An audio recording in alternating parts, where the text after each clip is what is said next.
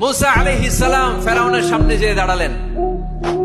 ফেরাউনের জাদুকররা বিশাল বড় বড় বাঘ বানালো, সিংহ বানালো, সাপ বানালো। মুসা আলাইহিস সালাম দেখে ভড়কে গেলেন, ভয় পেয়ে গেলেন। আল্লাহ বললেন, মুসা ভয় নাই, তোমার লাঠিটা খালি ফেলো। কি ফেলো? মুসা আলাইহিস সালামকে একটা লাঠি দিছে কে?